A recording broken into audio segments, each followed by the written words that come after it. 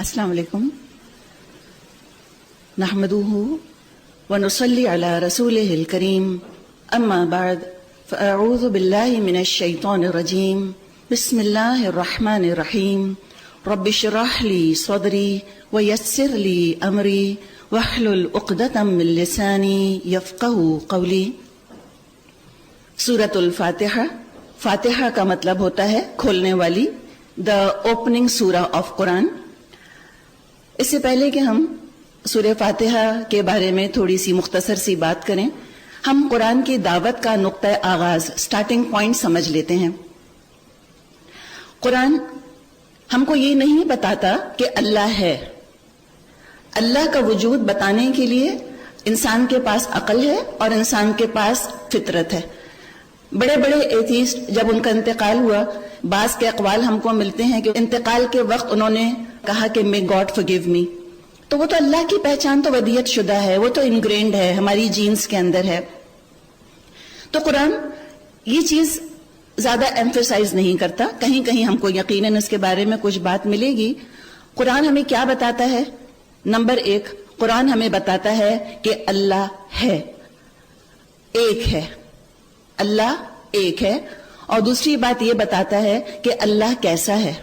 تم کہیں یہ نہ ہو کہ اپنے تصور سے یا سنی سنائی باتوں سے یا تم اپنے فگمنٹ آف امیجنیشن سے تم نے کوئی تصور بنا لیا ہو اور تم اس کو اللہ بنا کر بیٹھ گئے ہو۔ تو اللہ کون ہے، اللہ کیسا ہے، یہ اللہ اپنا تعارف خود کروائے گا، اپنے کلام کے ذریعے اللہ ہم کو بتائے گا۔ ہم کسی انسان کو بھی جاننا چاہتے ہیں تو ہم اس سے خود اس کا انٹروڈکشن کرواتے ہیں۔ بعض دفعہ ہم نے کسی کے بارے میں باتیں سنی ہوئی ہوتی ہیں، وہ ایسا ہے، وہ ایسا ہے، جب ہم اس سے ملتے ہیں تو پتہ چلتا ہے نہیں، ایسا تو نہیں ہے، مختلف ہے۔ تو ہمیں بھی انشاءاللہ تعالیٰ اب قرآن کے ذریعے اپنے رب کو پہچاننا ہے اور اپنے رب کو سمجھنا ہے، اور سورہ فاتحہ جہاں شروع ہوگی وہاں آپ کو اندازہ انشاءاللہ تعالیٰ ہو ہی جائے گا۔ شروع ہوتی ہے بسم اللہ الرحمن الرحیم، الحمد للہ رب العالمین۔ شروع اللہ کے نام سے جو بڑا مہربان نہایت رحم فرمانے والا ہے۔ اللہ کا تعارف دیکھیے آگیا کیسا ہے اللہ، رحمان رحیم۔ ترجمہ ہے الحمدللہ، کل شکر کل تعریف اللہ کے لیے ہے جو کہ تمام کائنات کا رب ہے۔ حمد، شکر گزاری کا جذبہ۔ آپ یوں سمجھیے کہ ایک انسان ہے جس نے کہ جان لیا کہ ہاں میرا معبود ہے۔ اب وہ جب دیکھتا ہے، کائنات پر غور کرتا ہے، اپنی عقل استعمال کرتا ہے، تو وہ دیکھتا ہے کہ ہاں کائنات کی ہر چیز مجھ کو سرو کر رہی ہے، اور وہ یہ بھی دیکھتا ہے کہ کسی نے جو میرے اندر انسٹنکٹس رکھی ہیں یا میری ضروریات ہیں، جو میری وانٹس ہیں، جو میری نیڈز ہیں، اللہ تعالیٰ نے بالکل میچ کر کے اس کے ساتھ کوئی نہ کوئی نعمت اتار دی ہے۔ مجھے پیاس لگتی ہے، کوک میری پیاس نہیں بجھا سکتی، 7 اپ میری پیاس نہیں بجھا سکتی، ٹھنڈا پانی جیسی میری پیاس بجھاتا ہے، کوئی اور چیز نہیں بجھا سکتی۔ تو یہ ہم دیکھتے ہیں کہ نیند ہے، مثال کے طور پہ گولیاں بن گئی ہیں نیند لانے کی، لیکن ان گولیوں سے ویسی نیند نہیں آتی جیسے کہ قدرتی طور پہ میرے رب نے میرے اندر نیند رکھ دی ہے، میری تھکن اتارنے کے لیے، مجھ کو فریش کر دینے کے لیے۔ تو یہ چیزیں وہ سمجھیے کہ جان لیتا ہے، جانچ لیتا ہے، اور اس کے اندر سے شکر گزاری کا، تھینک فلنس کا جذبہ ابھرتا ہے۔ ان نعمتوں کو دیکھ کر وہ کہتا ہے کہ تھینکس۔ آج کی پولائٹ ورلڈ میں اگر کوئی آپ کو ایک گلاس پانی پلا دے، کوئی آپ کے لیے دروازہ کھول دے، ہم کہتے ہیں تھینک یو، شکریہ، جزاک اللہ، شکریہ کہتے ہیں نا، تھینک یو کہتے ہیں۔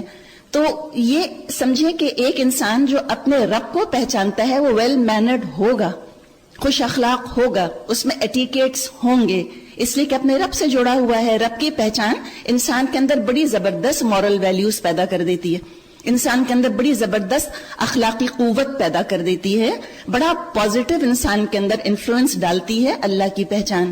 تو یہ چونکہ پہچانتا ہے اللہ کو، ابھی دیکھیں ہم نبی کی بات نہیں کر رہے، ہم شریعت کی بات نہیں کر رہے، ہم مذہبی کتابوں کی بات نہیں کر رہے۔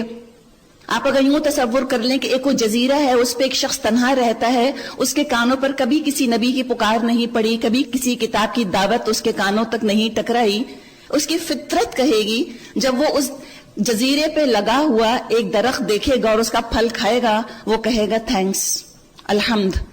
کس نے دیا ہے؟ کوئی ہے ہی نہیں وہاں پر۔ کس نے درخت اگایا؟ کہے گا ایک کریٹر ہے، ایک پالنہار ہے، ایک رب ہے، پروردگار ہے، سسٹینر ہے، مینٹینر ہے، چیریشر ہے، نریشر ہے، کوئی ہے رب العالمین. اور وہ دیکھے گا کہ صرف مجھ کو نہیں پال رہا، یہ کریٹر، یہ سسٹینر، یہ چیریشر، یہ نریشر، یہ تو کائنات کی ہر چیز کو پال رہا ہے. چڑیاں بھی کھا رہی ہیں، کیڑے بھی کھا رہے ہیں، سمندر میں مچھلیاں بھی کھا رہی ہیں، اور میں بھی کھا رہا ہوں. تو جذبہ تشکر، اس کو جب پہلا پارا اگر اللہ نے چاہا اور پہلا پارا آج ہم نے مکمل کیا، تو اس جذبہ تشکر کو یاد رکھیے گا. آج جو ہمیں انشاءاللہ تعالی سبق لے کر جانا ہے، آج ہم یہاں آ کر بیٹھی ہیں اللہ کے فضل سے، اللہ نے چاہا تو ہم کل دوبارہ یہاں پر آئیں گی. تو آج سے لے کے اور کل تک ہمیں انشاءاللہ تعالی شکر اور شکر کہنا ہے. ہم کو بجلی جانے پر واویلا نہیں مچانا، بجلی آنے پر کیا کہنا ہے؟ الحمدللہ انشاءاللہ تعالی، تاکہ ہمارے اندر بھی خوشی کی فیلنگ آئے نا. اپنے رب کے ساتھ تعلق ہم بھی تو صحیح معنوں میں استوار کریں اور اس کا اظہار کریں. رب کو ماننے کا اظہار ہمارے پازیٹو مثبت رویے میں ہونا چاہیے. اور شکر گزاری کیا ہے؟ ایک پازیٹو رویہ ہے زندگی گزارنے کا. سچی بات ہے، کتنی ساری نفسیاتی بیماریوں کا علاج ہے اگر ہم نعمتوں کو یاد رکھ لیں. تو رب ہے پالنہار، پروردگار، العالمین، بڑی بڑی کہکشاؤں سے، گیلیکسی سے لے کر اور ایک سنگل سیل امیبا تک کو پالنے والا عالمین. کیسا ہے وہ؟ الرحمن، انتہائی مہربان. رحمان لفظ کے اندر جہاں اللہ کی بے پناہ رحمت ٹھاٹے مارتی ہوئی ہمیں نظر آتی ہے، ساتھ ہی ساتھ یہ بات بھی یاد رکھیے کہ رحمان جو ہے یہ اللہ کا اپنا نام بھی ہے، ذاتی نام. اللہ کے نام کا بدل بھی اس کو کہا جاتا ہے رحمان. رحمان میں جہاں رحم یقیناً ہے، وہاں رحمان کے اندر صفت عدل بھی پائی جاتی ہے. اللہ عادل ہے، اللہ انصاف کرتا ہے. رحمان الرحیم، بار بار رحم فرمانے والا ہے. رحیم کے اندر رحمت ہی رحمت ہے. ایک اور ڈیلیما جو انسانوں کو کبھی نہ کبھی فیس کرنا پڑتا ہے وہ یہ ہوتا ہے کہ میں کہاں رحم کروں، کہاں عدل کروں. اگر ہر جگہ رحم کروں گا تو نظام بگڑ جائے گا، تو سارے مجرم فائدہ اٹھا لیں گے. قاتل اور خونیوں پر اگر رحم کیا جائے گا تو برائی کو، گناہ کو، ظلم کو مدد ملے گی. تو ان پر تو رحم کرنا چاہیے کہ نہیں، کب کرنا چاہیے، یہ ایک ڈیلیما رہا. عدل کہاں کرنا چاہیے؟ اگر بہت ہی زیادہ انصاف پر ایمفیسس کرنا اگر شروع کر دیا تو ہو سکتا ہے کہ بعض دفعہ کسی پر ظلم ہو جائے بہت زیادہ انصاف کی وجہ سے، پاؤنڈ آف فلیش جس کو کہ ہم کہتے ہیں. تو یہ اللہ کے اندر یہ مکمل الحمدللہ خوبیاں موجود ہیں، اپنے کمال کو پہنچی ہوئی ہیں. ہر کمال، ہر جمال اللہ کی ذات کے ساتھ وابستہ ہے اور وہی اس کا منبع اور سرچشمہ ہے. وہی مکمل عدل کرتا ہے، وہی مکمل انصاف کرتا ہے، وہی مکمل رحم کرتا ہے اور توازن بھی وہی قائم رکھتا ہے. رحمان بھی ہے اور رحیم بھی ہے، بار بار رحم فرمانے والا. اگر کسی کے اندر یہ خوف ہے کہ ہے میں قرآن نہیں پڑھتی، پتہ نہیں کیا لکھا ہوگا اس کے اندر، پتہ نہیں اللہ تو جہنم میں ڈال دے گا، اللہ تو بس سزا دے گا، اللہ تو آگ میں ڈالے گا، یا اگر کسی نے ہمارے دماغوں میں یہ خیال ڈال دیا ہو کہ مسلمان جس رب کو مانتے ہیں، قرآن جس خدا کے بارے میں بتاتا ہے وہ بڑا جلادی ہے، نعوذ باللہ. قرآن نے بتا دیا کہ دیکھو تم اللہ کو اللہ کے حوالے سے سمجھو. کیسا ہے وہ؟ رحمان، وہ رحیم، مہربان، بار بار رحم فرمانے والا. تم اگر 1000 گناہ کرو گے، تم سمندر کے جھاگ کے برابر گناہ کرو گے، وہ اس سے زیادہ مغفرت لے کر تم سے ملے گا. تم آؤ تو صحیح، تم اس کو پہچاننے کی کوشش تو کرو. بندہ جو ہے وہ اللہ کی طرف بالش بھر بڑھتا ہے، اللہ ہاتھ بھر بڑھتا ہے. بندہ چل کے آتا ہے، اللہ دوڑ کے آتا ہے. اللہ کو تو بندوں سے بہت محبت ہے، 70 ماؤں سے زیادہ محبت کرتا ہے مجھ سے اور آپ سے. تو پھر ہم اس سے کیوں ڈریں؟ ہم کسی کی باتوں میں کیوں آئیں؟ کسی کی باتوں میں آ کر کوئی بیٹی اپنی یا کوئی بیٹا اپنی ماں سے بدگمان تو نہیں ہوتا. میں جانتی ہوں نا اپنی ماں کو. تو میرا رب ہے، بہت مہربان ہے. میں تو اس طرح اپنے رب کو انشاءاللہ سمجھوں گی جیسا میرا رب خود مجھے بتا رہا ہے. میں سنی سنائی باتوں میں کیوں آؤں؟ میں کسی کی باتوں میں آ کر ہی کیوں سمجھوں میرا رب بڑا سیڈسٹ ہے، نعوذ باللہ. وہ تو بس منتظر ہے کہ مجھ کو سزا دے. اللہ منتظر نہیں ہے کہ ہم گناہ کریں اور پکڑے. اللہ منتظر ہے کہ ہم نیکیاں کریں، وہ قبول کرے. اللہ منتظر ہے ہم بخشش مانگیں اور اللہ ہمیں بخشے. اللہ منتظر ہے کہ ہم اللہ کی طرف دوڑیں اور اللہ ہمیں اپنی دامن رحمت میں پناہ دے دے. الرحمن الرحیم. ہم انشاءاللہ اپنے رب کو رب ہی کے کلام سے سمجھنا ہے. مسلمانوں کا رب صرف مسلمانوں کا نہیں ہے، تمام انسانیت کا. سب انسانوں کے لیے مہربان ہے جو اس کی رحمت حاصل کرنا چاہیں. اور کیا ہے؟ مالکی یوم الدین، روز جزا کا مالک ہے. جب اللہ کو مانا ہے جو کہ فطرت کا تقاضا ہے، تو ہماری جو انٹلیکٹ ہے، ہماری عقل ہمیں بتاتی ہے کہ یہ دنیا ہے، یہ انکمپلیٹ ہے، یہاں فزیکل لاز آپریٹو ہیں، یہاں مورل لاز آپریٹو نہیں ہے، اچھائی کا بدلہ ضروری نہیں کہ اچھا نکلے. ایک جھوٹ ہمیں معلوم ہے، ہماری فطرت نے بتایا جھوٹ بولنا بری بات ہے، تو جھوٹ بولنے والے فائدے میں کیوں رہیں پھر، اور رہتے ہیں. سچ بولنا اچھی بات ہے، تو سچ بولنے والے نقصان کیوں اٹھائیں، اور بعض دفعہ اٹھاتے ہیں. تو پتہ چلا کہ یہ دنیا انکمپلیٹ ہے، اخلاقی طور پہ یہاں پر مورل لاز جو ہیں یہاں پر آپریٹو نہیں ہیں. ایک جہاں آنا چاہیے، ایک اور ڈائمینشن ہونا چاہیے جہاں اچھائی کا بدلہ اچھا اور برائی کا بدلہ برا نکلے. یہ ہماری کامن سینس ہمیں بتاتی ہے. تو اللہ مالک ہے، آقا ہے، بادشاہ ہے. آگے قرآن میں انشاءاللہ ہم پڑھیں گے، اللہ تعالیٰ پوچھتا ہے لمن الملک اليوم، آج بادشاہی کس کی ہے؟ لوگ کہیں گے للہ الواحد القہار، اللہ کے لیے جو واحد یکتا یونیک ون ہے، قہار چھایا ہوا ہے، تو بدلے کے دن کا، جزا اور سزا کے دن کا مالک ہے. اب آگے یہی شخص جو اللہ کو مانتا ہے اب یہ کہہ رہا ہے ایاک نعبد، اللہ ہم صرف اور صرف تیری ہی عبادت کرتے ہیں. عبادت کیا ہے؟ اللہ کو ایک مانا اور اللہ کی بات مانی. ان دو چیزوں کا کمبینیشن دراصل عبادت ہے. ورنہ اللہ کو ماننا، وہ تو شیطان بھی مانتا ہے اللہ کو، آگے ہم پڑھ لیں گے. تو یہ عبادت ہے. ایاک نعبد، اللہ ہم صرف اور صرف تیری عبادت کرتے ہیں، ہم تجھ کو الہ مانتے ہیں، ضروریات کا پورا کرنے والا. ہم والہانہ محبت تجھ سے کرتے ہیں، ہم توکل تجھ پر کرتے ہیں، ہم تقدیر کا مالک تجھے مانتے ہیں. تو رازق ہے، تو مالک ہے، تو الودود ہے. اللہ ہم تیری ساری صفات کے ساتھ تجھے مانتے ہیں اور اپنا تعلق تجھ سے ہم استوار کر رہے ہیں. تو ہم دعا کریں اسی وقت کہ اللہ ہمیں اپنا بندہ بنا لے، اللہ تعالیٰ ہمیں عبادت کی توفیق دے دے. اسی کی عبادت میں کہا جاتا ہے حریت ہے، حریت لبریشن. جو اللہ کا بندہ بن گیا، آپ کو اندازہ انشاءاللہ تعالیٰ ہوگا اس قرآن کے ساتھ تعلق قائم کرنے کے بعد کہ قرآن کیسے آپ کو لبریٹ کر دیتا ہے، آزاد کر دیتا ہے، کتنے پریشرز آپ پر سے ہٹا دیتا ہے جو لوگوں نے بنا لیے. اور اللہ کی عبادت کرنا اتنا آسان نہیں ہے، بہت اچھا، لیکن اس تک پہنچنا ذرا سا مشکل ہے. دیکھیے عبادت کیا ہے؟ عبادت کو سمجھے یوزر فرینڈلی چیز ہے. آج کمپیوٹرز کے لیے ہم کہتے ہیں نا یوزر فرینڈلی. شروع میں تو جس کو کمپیوٹر نہیں آتا، کمپیوٹر اس کو اوور ویلم کر دے گا. جس نے عبادت نہیں کی، ہو سکتا ہے شروع میں عبادت کا تصور یا عبادت کا طریقہ اس کو اوور ویلم کر دے، لیکن وقت کے ساتھ ساتھ آسان ہو جاتا ہے. یوزر فرینڈلی، جتنی عبادت کریں گی اتنی آسان ہوتی چلی جائے گی. لیکن ابھی تو ہم نے وعدہ بھی کیا، اللہ سے دعویٰ بھی کیا، اب اللہ ہی سے مدد مانگ رہے ہیں. وَإِيَّاكَ نَسْتَعِينُ، اور اللہ ہم تجھ ہی سے مدد مانگتے ہیں کہ ہمیں تو اپنا بندہ بنا لے. اللہ ہمیں اتنی فورسائٹ دے دے، اتنی انسائٹ دے دے، اتنی سمجھ دے دے، اتنی عقل دے دے، اور اللہ ماحول ہمارے لیے ایسا کنڈیوسو، ایسا مددگار بنا دے. اللہ ہمارے گھر والوں کو ایسا ہمارا ساتھی بنا دے کہ ہم جب تیری بندگی، تیری غلامی، تیری سلیوری کی بات کریں تو سب ہماری ہاں میں ہاں ملیں. ماحول اچھا ہوتا ہے تو دیکھیے چیز کتنی آسان ہو جاتی ہے. جیسے اب رمضان آ رہے ہیں، رمضان میں روزے رکھنے کتنے آسان ہیں، اس لیے کہ ماحول ہے. اور رمضان کے بغیر ایک روزہ رکھیں تو آپ دیکھیں مہینے کے 3 روزے آپ رکھیں، آپ کو لگے گا جیسے آپ نے 30 روزے رکھ لیے. اتنے بھاری ہو جاتے ہیں، اس لیے کہ ماحول نہیں بنا ہوا ہوتا. تو اللہ سے دعا ہے کہ اللہ عبادت کا ماحول بنا دے، اپنی بندگی کو پسندیدہ بنا دے، ان تھنگ بنا دے، cool to be a servant of اللہ بنا دے، فیشنیبل بنا دے اس کو. اب جو ہم نے یہاں پر عبادت کی بات کی، اب عبادت کی پہلی شکل، قرآن ہمیں پہلی عبادت کیا بتا رہا ہے؟ دعا. بہت بڑی چیز ہے دعا. حدیث میں آتا ہے الدعاء هو العبادہ، دعا تو ہے ہی عبادت. الدعاء مخ العبادہ، دعا تو عبادت کا مغز ہے. اور رمضان تو دعاؤں کا مہینہ ہے، کثرت سے دعائیں مانگی، اٹھتے بیٹھتے چلتے پھرتے.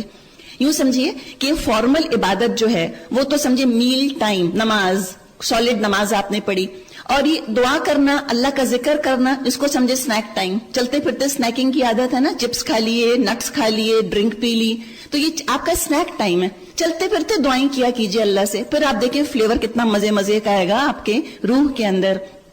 تو دعا ہے یہاں پر اہدنا الصراط المستقیم، اے ہمارے رب ہمیں درست راستے کی ہدایت دے دے. درست راستہ صراط المستقیم کیا ہے؟ دراصل وقت گزارنے کا صحیح طریقہ. اللہ میں اپنا ٹائم، اپنی انرجی، اپنے ٹیلنٹس، اپنی انٹیلیجنس، اللہ میں کہاں انویسٹ کروں؟ Who is the best buyer, who is the highest bidder. اللہ میں اپنے آپ کو تو ہائیسٹ بڈر کے ہاتھوں بیچنا چاہتا ہوں یا چاہتی ہوں. تو اللہ تو مجھے بتا دے میں اپنے آپ کو کہاں انویسٹ کروں کہ میں اس کا بہترین ریٹرن پاؤں. میں آج اپنی زندگی کیسے گزاروں؟ آج ہم کہتے ہیں ٹائم از منی. کہاں وقت انویسٹ کروں؟ اللہ تو ہمیں اس کی ہدایت دے دے. اور آگے دعا کی گئی ہے، اسی کا ایلیبریشن ہے، صراط الذین انعمت علیہم. اللہ راستہ ان لوگوں کا، لوگوں کے لفظ پر ذرا غور کیجئے، اللہ راستہ ان لوگوں کا جن پر کہ تو نے انعام فرمایا. انعام سے یہاں پہ مراد ہے نعمت ہدایت. اللہ جن کو تو نے ہدایت دی. نعمتوں سے مراد یہاں پر دولت یا پیسہ، ہدایت کے بغیر یہ مراد نہیں ہے، ورنہ فرعون کے پاس بھی دولت تھی لیکن ہم اس کو نعمت والا نہیں کہیں گے، اور کسی کے پاس ہو سکتا ہے اسٹیٹس ہو لیکن ہم اس کو اگر ہدایت نہیں ہم اس کو نعمت والا نہیں کہیں گے. فرعون اور موسیٰ علیہ السلام کا کمپیریزن کریں گے تو موسیٰ علیہ السلام ہی کو نعمت والا کہیں گے. تو اللہ ہم کو وہ نعمتیں چاہیے جو تو نے اپنے انبیاء کو اور تو نے صدیقین کو اور صالحین کو اور شہداء کو جو تو نے عطا فرمائی، نعمت ہدایت. یعنی یہاں پر دو چیزوں کا ذکر سمجھیے. آگے تو ابھی انشاءاللہ سورہ بقرہ ہم شروع کریں گے، کتاب کا ذکر آئے گا. ہدایت کے لیے دو چیزیں ضروری ہیں، کتاب اللہ اور رجال اللہ. اللہ کی کتاب اور اللہ والے لوگ. ہمیں تو پریکٹیکلی امپلیمنٹیشن چاہیے نا. انجینئر تو آپ کو نقشہ بنا کر دے دیتا ہے، اگر نقشہ بن گیا آپ جا کے رہنا شروع کر دیتی ہیں اس نقشے کے اوپر؟ نہیں نا. گھر چاہیے، انجینئر چاہیے جو ایک نقشہ بناتا ہے، آرکیٹیکٹ، اس کے بعد انجینئر گھر بناتا ہے. تو انبیاء نے پریکٹیکلی بتایا اس دین پر عمل کیسے کرو. تو ہم تو انبیاء کا راستہ مانگ رہے ہیں. ہم تو آدم علیہ السلام سے لے کے محمد صلی اللہ علیہ وسلم تک کا راستہ مانگ رہے ہیں. ہم تو ابو بکر صدیق سے لے کر اور تمام صدیقوں کا راستہ، اور حمزہ رضی اللہ عنہ شہید سے لے کے تمام شہداء کا راستہ اور صالحین کا، بزرگان دین کا راستہ مانگ رہے ہیں کہ اللہ ہمیں ان سے ایسوسیشن ہونی ہے. ہم تو ان سے اپنے آپ کو ایسوسیٹ کرنا چاہتے ہیں. اللہ ان کا راستہ دکھا دے. اور پھر مزید مانگا غیر المغضوب علیہم، اللہ ان لوگوں کا راستہ نہیں چاہیے جن پر کہ تیرا غصہ، تیرا غضب نازل ہوا، ولا الضالین، اور اللہ نہ ہمیں ان لوگوں کا راستہ چاہیے جو کہ بھٹک گئے، جو کہیں ٹٹک کر کھڑے ہو گئے یا کہیں بھٹک گئے یا راستہ بھول گئے. اللہ ہمیں اس برے انجام سے بچا لے، اللہ ہمیں اچھے انجام تک پہنچا دے. آمین. سورۃ البقرہ، بقرہ کا مطلب ہوتا ہے گائے. شروع ہوتی ہے بسم اللہ الرحمن الرحیم، الف لام میم. دیکھیے پہلا لفظ ہے، اسی پر ہمارا امتحان ہو گیا کہ تم نے نیک لوگوں کا راستہ مانگا تھا، تم نے رسولوں کا راستہ مانگا تھا. اچھا رسول کے راستے پر چلو گے تو الف لام میم کو سمجھ جاؤ گے کہ مقطعات ہیں، ان کا مطلب اللہ کے رسول نے نہیں بتایا، ہمیں نہیں معلوم. اور اگر تم رسول کو چھوڑ کر اپنی عقل سے یا کوئی تم کتابوں کی ڈکشنری سے قرآن کو سمجھو گے پہلے ہی لفظ پر پھنس جاؤ گے. دعا صحیح مانگی ہے خلوص سے، واقعی تم کو نبیوں کا راستہ چاہیے، تم نبیوں کی اطاعت کرنا چاہ رہے ہو، یہ ارادہ لے کر تم نے کتاب کھولی ہے. الحمدللہ. عام انسانوں کا کلام ہوتا ہے، اس کو سمجھنے کے لیے عام کامن ڈکشنریز ہم دیکھتے ہیں نا. اللہ کا کلام سمجھنے کے لیے ہیومن ڈکشنری ہے جو کہ اللہ کے رسول صلی اللہ علیہ وسلم جو مطلب وہ بتا دیں. الحمدللہ ہم اسی کو لیں گے. ذالک الکتاب، یہ کتاب ہے، لا ریب فیہ، اس میں کوئی شک نہیں. کیا ہے اس کے اندر؟ ہدن، ہدایت ہے. ابھی مانگی تھی نا اہدنا الصراط المستقیم، اللہ نے کہا لو ابھی تمہاری دعا امیجیٹ قبول ہو گئی، آ گئی کتاب، مل گئی تم کو ہدایت. کس کے لیے ہے؟ لیکن متقیوں کے لیے. متقی لفظ پہلے پارے میں آپ کاؤنٹ کیجئے گا گھر جا کے کتنی دفعہ ہے. کم از کم 9 دفعہ ہے. ہو سکتا ہے زیادہ دفعہ یا کم دفعہ ہو، لیکن ایک آپ کو رف فگر بتایا جا رہا ہے چونکہ بار بار تقوی کا ذکر ہے. اور جب کھولا اس کتاب کو ہم نے تو کہا کہ متقی فائدہ اٹھائیں گے. ہے سب کے لیے، لیکن ہر ایک جو ہے اس کو ایکسس نہیں کر سکے گا. کمپیوٹرز میں ہوتا ہے نا، کمپیوٹرز کہہ دیتے ہیں ایکسس ڈینائیڈ. تو ایسا نہ ہو کہ ہم کتاب کھول رہے ہیں اور پتہ چلے ایکسس ڈینائیڈ. اس کی چابی بتا دی، متقی، تقوی اس کی چابی ہے.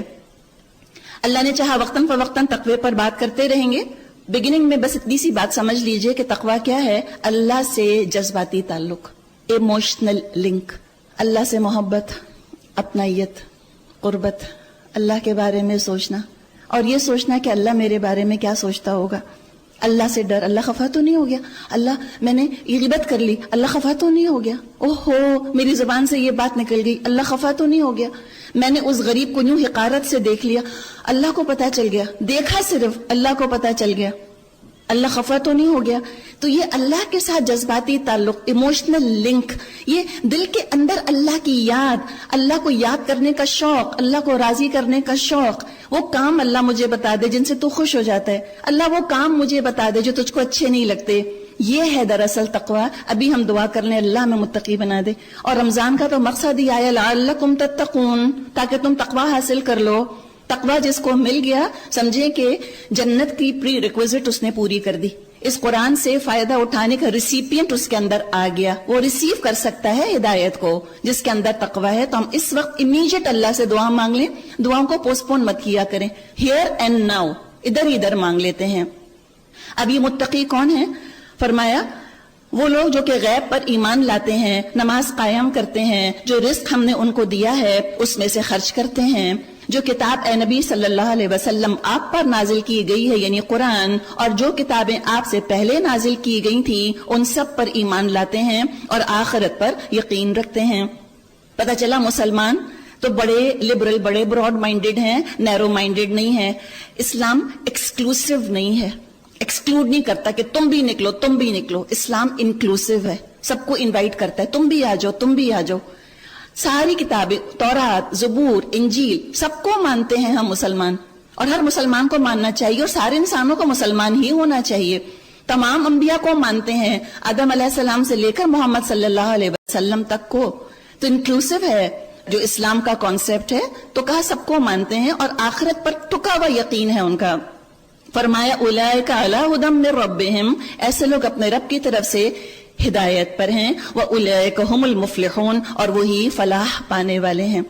فلاح یہ لفظ بھی بار بار آئے گا, تھوڑا سا اس پہ بات کر لیتے ہیں. دیکھیے کسی نے ایگزام پاس کر لیا, او لیول میں 10 A's آ گئے, میٹرک میں A سٹارز آ گئے مثال کے طور پہ, یا A+ اس کے آ گئے, یا کوئی 6 فگر سیلری مل گئی, یا اپنا گھر بن گیا, یا کوئی ڈگری اس کو مل گئی جو لینا چاہ رہے تھے, بار بار اٹیمپٹ کیا, بالآخر وہ ڈگری حاصل کر لی, اپنی پسند کی نوکری مل گئی, کسی جگہ کی نیشنلٹی مل گئی. سینس آف اچیومنٹ, کیا اچیو کیا؟ اگر آج سانس نہ آیا تو کیا اچیو کیا؟ تو سینس آف اچیومنٹ نہیں آ سکتا. دنیا کی کسی نہ کسی کامیابی کے ساتھ سینس آف ریلیف آ سکتا ہے. ایک ذمہ داری تھی پوری ہو گئی. اچیو تو وہ ہوتی ہے چیز جو کہ میرے ساتھ رہے.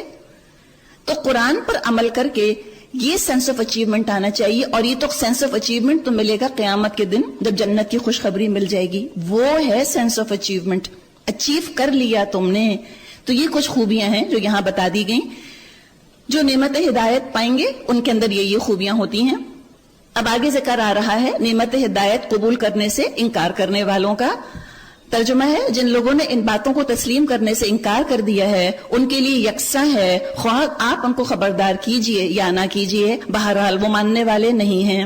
اللہ نے ان کے دلوں اور ان کے کانوں پر مہر لگا دی ہے, اور ان کی آنکھوں پر پردہ پڑ گیا ہے, اور وہ سخت سزا کے مستحق ہیں. ہو سکتا ہے کوئی سوچے کہ اللہ ہی نے جب پردہ ڈال دیا تو بیچارے وہ کیا کریں. دیکھیے پیدائشی طور پہ کوئی کسی کے دل پر پردہ پڑا ہوا نہیں ہوتا, کوئی پیدائشی طور پہ کافر پیدا نہیں ہوتا. اللہ نے ہدایت آفر کری, ان کو اچھی نہیں لگی, انہوں نے ریجیکٹ کیا, نہ صرف ریجیکٹ کیا بلکہ برا ماننے لگ گئے, تو اللہ تعالیٰ نے ہدایت نہیں دی ان کو ان کی مرضی کے مطابق. ہدایت اور گمراہی کا ریموٹ تو میرے اور آپ کے ہاتھ میں ہے. جو چینل چاہیں کھول لیں اپنے لیے. آپ چاہتی ہیں ہدایت کا چینل, ہدایت کا چینل کھلتا چلا جائے گا. آپ چاہتی ہیں گمراہی کا چینل, گمراہی کا چینل کھلتا چلا جائے گا, گمراہی کے دروازے کھلتے چلے جائیں گے. تو ان کی اپنی پسند کے مطابق اللہ تعالیٰ نے یہ معاملہ ان کے ساتھ کیا. یہ سب کچھ سنیں گے, ہدایت کی بات ان کو رجسٹر نہیں ہوگی. یہ سب کچھ دیکھیں گے, ساری تخلیق دیکھ لیں گے, ان کو خالق نظر نہیں آئے گا, ان کو کریٹر نظر نہیں آئے گا. ہو سکتا ہے نوبیل پرائز ونر ہوں, یہ بیسٹ برین ہوں دنیا کے حساب سے, دنیاوی نالج, ایکوائرڈ نالج کے حساب سے, لیکن یہ جو ریویلڈ نالج والی چیز ہے, فطرت کی آنکھ ان کی بند ہے, ان کو نہیں نظر آئے گا, اللہ نظر نہیں آئے گا. فرمایا یہ سخت سزا کے مستحق ہیں. اب ایک اور کیٹیگری جو کہ ہدایت پانے والی نہ ہوگی, جو کہ دلوں سے تو کافر ہے لیکن زبان سے ہاں ہاں کرتی ہے, منافق اس کو کہا گیا, ہپوکریسی کا ذکر ہے. ترجمہ ہے بعض لوگ ایسے بھی ہیں جو کہتے ہیں کہ ہم اللہ پر اور آخرت کے دن پر ایمان لائے ہیں, حالانکہ در حقیقت وہ مومن نہیں ہیں. وہ اللہ اور ایمان لانے والوں کے ساتھ دھوکہ بازی کر رہے ہیں. کس طرح؟ پریٹینڈ کر رہے ہیں. وما يخدعون الا انفسهم وما يشعرون, مگر دراصل وہ خود اپنے آپ ہی کو دھوکے میں ڈال رہے ہیں اور انہیں اس کا شعور نہیں. یعنی کہ جو چیز دوسروں کے لیے چاہ رہے ہیں وہ ان کے اپنے اوپر پلٹ رہی ہے, اپنے ہی اوپر آ رہی ہے, اور ان میں اتنی سمجھ نہیں ہے, ان کے اندر اتنی انسائٹس نہیں ہے کہ یہ اپنے آپ کو جان سکیں. دیکھیے علم تو سب سے پہلے کیا سکھاتا ہے کہ تم اپنے آپ کو تو پہچانو, خود شناسی خدا شناسی کہلاتی ہے. جس نے اپنے آپ کو پہچان لیا وہ اللہ کو پہچان جائے گا. اور جو اپنے آپ سے سچا نہیں ہے, جو اپنے آپ سے سچ نہیں بول سکتا, وہ دوسروں سے کیا سچ بولے گا؟ اور جو دوسروں کو دھوکہ دیتا رہتا ہے, دوسروں سے جھوٹ بولتا رہتا ہے, وہ خود اپنے آپ کو ڈیلیوٹ کر رہا ہوتا ہے دراصل. تو یہ ڈیلیوژن کے اندر ہیں. They don't know reality. یہ اپنی ریالٹی نہیں جانتے. دیکھیں نا, جو اپنا ہاتھ نہیں دیکھ سکتا وہ دور کی کوڑی کیا لائے گا, اس کو اور کیا حقائق نظر آئیں گے جو اپنے آپ کو نہ پہچان سکے. تو فرمایا کہ ان کو تو شعور ہی نہیں ہے. فی قلوبہم مرض, ان کے دلوں میں ایک بیماری ہے, یعنی دنیا پرستی کی, نفس کی بندگی کر رہے ہیں. یہ اللہ کے بندے نہیں, خواہشات کے بندے ہیں. فزادہم اللہ مرضا, تو اللہ نے ان کا مرض اور بڑھا دیا. اور جو جھوٹ وہ بولتے ہیں اس کے بدلے میں ان کے لیے دردناک سزا ہے. جب کبھی ان سے کہا گیا زمین میں فساد برپا نہ کرو, تو انہوں نے یہی کہا ہم تو اصلاح کرنے والے ہیں. یعنی اپنے آپ کو بہت اچھا سمجھتے ہیں. ان کو پتہ ہی نہیں اللہ مجھے کیا سمجھ رہا ہے. کبھی انہوں نے اللہ سے 1-to-1 بیسس پر تعلق قائم ہی نہیں کیا. ان کو اندازہ ہی نہیں کہ اللہ نے ان کو کس طرح پرسیو کیا ہوا ہے. اللہ کی نظر میں یہ کیسے ہیں, یہ سمجھتے ہیں چونکہ میں اپنے آپ کو بہت اچھا لگتا ہوں, میں اللہ کو بھی بہت ہی اچھا لگتا ہوں گا. جو کچھ میں گڑبڑ کر رہا ہوں, اسلام اور کفر کو ملا کر میں ایک ہیپی میڈیم بنانا چاہتا ہوں, اور جو کوشش میں کر رہا ہوں اصلاح ہے. ان کا اصلاح کا ڈیفینیشن یہ ہوتا ہے منافقوں کا کہ سارے دین کی تھوڑی تھوڑی باتیں لے لو اور سب کو ملا کر ایک دین بنا دو, تاکہ دین کے نام پہ جھگڑے ہی ختم ہو جائیں. تو کہا کہ خالی اسلام کا نام کیوں لیتے ہو؟ اگر کلیش ہو رہا ہے چھوڑو اس کو. تم عبادت کر لو اللہ کی مرضی کی, جانماز پڑھ کھڑے ہو تو اللہ کا نام لے لو, اور کسی میرج ہال میں بیٹھے ہو, تم اپنے بازار میں پھر رہے ہو تو تم سود بھی لے لو, جھوٹ بھی بول لو, دھوکہ دے دو. چلو تم ادھر کو ہوا ہو جدھر کی. while you are in Rome, do as Romans do. یہ ان کا طریقہ ہے. تو یہ تو فساد ہی فساد ہے. پانی کا گلاس ہے, اگر اس پانی کے گلاس میں مجھے بتائیے ایک قطرہ گٹر کے پانی کا مل جائے گا, یہ پینے کے قابل تو نہیں رہے گا, نہیں رہے گا. اور اگر یہ پورا صاف پانی کا گلاس اب گٹر میں انڈیل دیں تو گٹر تو قبول کر لے گا. تو باطل تو حق قبول کر لیتا ہے تھوڑا بہت, لیکن حق جو ہے وہ باطل کا ایک قطرہ بھی نہیں قبول کر سکتا. تو یہ پرنسٹین پیورٹی مینٹین کرنا اسلام کی, یہ میری اور آپ کی ذمہ داری ہے. کمپرومائز بہت آسان ہے, آخرت کے لیے اچھا نہیں ہے. اللہ کو ایسا کمپرومائز اچھا نہیں لگتا. ہر وقت کی اصلاح اور ہر وقت جو ہے پیس اور پیس کا نعرہ, یہ بعض دفعہ فائدہ مند نہیں ہوتا. تو اللہ تعالیٰ فرماتا ہے اللہ, کان کھول کے سب سن لو اچھی طرح, انہم ہم المفسدون, یہی فساد کرنے والے جو اصلاح کی باتیں کر رہے ہیں. اس طرح اصلاح نہیں ہوتی کہ تھوڑا سا کفر اور تھوڑا سا اسلام تو بلینڈر میں ڈال کر تم ایک بلینڈ بنا دو چیزوں کا. یہ اصلاح نہیں ہے. فرمائی تو مفسد ہیں, ولکن لا یشعرون, لیکن ان کو شعور ہی نہیں. اور جب ان سے کہا گیا جس طرح دوسرے لوگ ایمان لائے ہیں, یعنی ابو بکر, عمر, عثمان, علی رضی اللہ عنہم, یعنی کمپلیٹ لائلٹی ایک طرف اپنی کر لو اسلام کے ساتھ, دو کشتیوں کے مسافر نہ بنو, تو کہتے ہیں قالوا انؤمن کما آمن السفہاء, تو انہوں نے جواب دیا کہ ہم بے وقوفوں کی طرح ایمان لائیں. What do you mean, کہ ہم فینیٹکس ہو جائیں, ہم فنڈو ہو جائیں, کریزی ہو جائیں؟ کیا ہم دین اور دنیا ساتھ لے کر چلنی چاہیے؟ اگر دین کی وجہ سے دنیا کا نقصان ہو رہا ہے تو دین کو چھوڑ دو. یہ کہتے ہیں اللہ غفور الرحیم ہے, ڈونٹ وری, بی ہیپی, اللہ جانتا ہے تمہاری مجبوری. اور یہ دھوکہ شیطان کا انشاءاللہ آگے بھی ہم تھوڑی سی اس کی بات کریں گے. شیطان نے بڑا ان کو دھوکہ دیا. یہ بے وقوف نہیں تھے, یہ بڑے عقل مند لوگ تھے. یہ ایک مائکرو مائنورٹی ہوتی ہے متقی لوگوں کی جو اللہ کے ہاتھ سودا کرتی ہے, دنیا کا نقصان اٹھا لیتی ہے, آخرت کا نقصان نہیں ہونے دیتی اپنا. لیکن ان کو ایسے لوگ بے وقوف لگتے ہیں جو آخرت کو مانتے ہیں, ان کے لیے تو بے وقوفی ہے آخرت کے لیے سودا کرنا. اللہ فرماتا ہے اللہ آگاہ ہو جاؤ, حقیقت میں یہ خود بے وقوف ہیں لیکن یہ جانتے نہیں. جب یہ اہل ایمان سے ملتے ہیں تو کہتے ہیں ہم ایمان لائے ہیں, اور جب علیحدگی میں اپنے شیطانوں سے ملتے ہیں تو کہتے ہیں اصل میں تو ہم تمہارے ساتھ ہیں. ان لوگوں سے تو محض مذاق کر رہے ہیں, just kidding with these people, ایسے تو بے وقوف بنا رہے ہیں ان کو. دے جسٹ فولز, سمپلٹنز ہیں یہ مسلمان. ہم ان کی ہاں میں ہاں ملاتے ہیں تو یہ خوش ہو جاتے ہیں. ہم تو, ہمارا تو کوئی ارادہ نہیں ہے چینج ہونے کا, ہم تو ایسے ہی جاتے ہیں سننے کے لیے, just to see what's happening, ایک فیل لینے کے لیے. We are not going to change, ہم تو ایسے کیسے ہی رہیں گے. کہا انما نحن مستہزئون, ہم تو ایسے مذاق کرتے ہیں ان کے ساتھ. اللہ یستہزئ بہم, غصہ غضب اللہ کا. اللہ فرماتا ہے اللہ ان سے مذاق کر رہا ہے اور ان کی رسی دراز کیے جاتا ہے, اور یہ اپنی سرکشی میں اندھوں کی طرح بھٹکتے چلے جاتے ہیں. یہ وہ لوگ ہیں جنہوں نے ہدایت کے بدلے گمراہی خرید لی ہے, لیکن یہ سودا ان کے لیے نفع بخش نہیں ہے. Short term gain, long term loss. وما کانوا مہتدین، اور یہ ہرگز صحیح راستے پر نہیں ہیں۔ ان کی مثال ایسی ہے جیسے ایک شخص نے آگ روشن کی، اور جب اس نے سارا ماحول روشن کر دیا تو اللہ نے ان کا نور بصارت سلب کر لیا اور انہیں ان کے حال پر چھوڑ دیا کہ تاریکیوں میں ان کو کچھ نظر نہیں آتا۔ اللہ سے دعا کریں، اللہ تو مجھ کو نہ چھوڑ، اللہ اگر تو نے مجھ کو چھوڑ دیا تو میں کہاں جاؤں گی؟ اللہ میری گناہوں کو اللہ نہ دیکھ، اللہ تو میری تڑپ کو دیکھ، اللہ میری بے عملی کو تو نہ دیکھ، اللہ تو میری عمل کی خواہش کو اور میری عمل کی تمنا کو دیکھ۔ اب کیا حال ہو گیا جب اللہ نے ان کو چھوڑ دیا؟ صم بکم عمی، بہرے ہیں، گونگے ہیں، اندھے ہیں، فہم لا یرجعون، اب یہ نہیں پلٹیں گے۔ ایک سیکنڈ کے لیے آپ اپنی آنکھیں بند کیجئے، اپنے کان بند کیجئے۔ آپ کو وحشت ہوئی؟ لگتا ہے کسی تاریک جیل میں انسان کو بند کر دیا گیا۔ یہ جو اپنے حواسوں ہی پر بھروسہ کرتے ہیں اور اپنی انٹلیکٹ ہی کو کل عقل اور اپنے عقل ہی کو خدا بنا کر بیٹھے ہوئے ہیں، تو یہ ان کا معاملہ یہی ہے۔ اتنے چھوٹی سی چیز کے اندر اپنے آپ کو قید کر لیا۔ براڈ مائنڈڈ تو یہ ہے ہی نہیں، ان کو تو بڑے بڑے ہورائزنز نظر ہی نہیں آتے، نہ ان کو جنت نظر آتی ہے، نہ ان کو دوزخ نظر آتی ہے، اور نہ ان کو اللہ اکبر لگتا ہے۔ یہ تو اپنے ہی جیل کے اندر بند ہیں، اپنی چھوٹی چھوٹی خواہشات میں، اپنی پیٹینس کے اندر انوالوڈ ہیں۔ اب یہ نہیں پلٹیں گے اللہ کی طرف۔ او کصیب من السماء، یا پھر ان کی مثال یوں سمجھو کہ آسمان سے زور کی بارش ہو رہی ہے، اس کے ساتھ اندھیری گھٹا اور کڑک اور چمک بھی ہے۔ یہ بجلی کے کڑاکے سن کر اپنی جانوں کے خوف سے کانوں میں انگلیاں ٹھونسے لیتے ہیں، اور اللہ ان منکرین حق کو ہر طرف سے گھیرے میں لیے ہوئے ہے۔ چمک سے ان کی حالت یہ ہو رہی ہے گویا عنقریب بجلی ان کی بصارت اچک کر لے جائے گی۔ جب ذرا کچھ روشنی ان کو محسوس ہوتی ہے، کچھ دور اس میں چل لیتے ہیں، اور جب ان پر اندھیرا چھا جاتا ہے تو کھڑے ہو جاتے ہیں۔ اللہ چاہتا ان کی سماعت اور بصارت بالکل ہی سلب کر لیتا۔ ان اللہ علی کل شیء قدیر، یقیناً وہ ہر چیز پر قادر ہے۔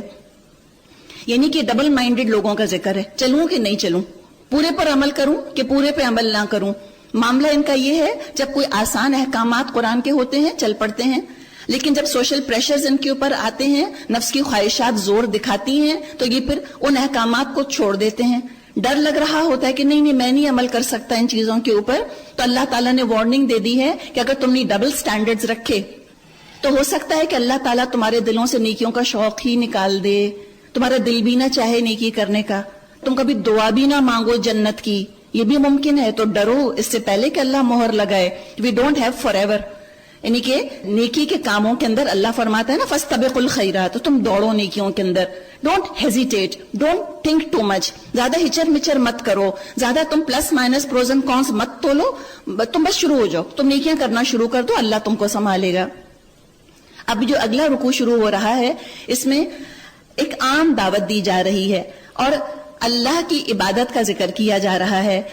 اللہ تعالیٰ اپنی عبادت پر تمام انسانوں کو متفق کر رہا ہے کہ آؤ جڑ جاؤ آ کر۔ ابھی ہم نے بات کی تھی اسلام آل انکلوسیو ہے، سب آ جاؤ، سب آ جاؤ، یہودی ہو یا عیسائی ہو، ہندو ہو یا پارسی ہو یا تو مسلمان ہو، تو اللہ کے بندے نا، اللہ کے بندے ہو، آؤ اللہ کی عبادت کرو۔ اور اللہ کی عبادت میں جو بیسک سمجھیے کہ رکاوٹیں تھیں، جو امپیڈمنٹس تھے، ان کا ذکر کیا جا رہا ہے کہ ان کو تم امپیڈمنٹ نہیں بننے دینا۔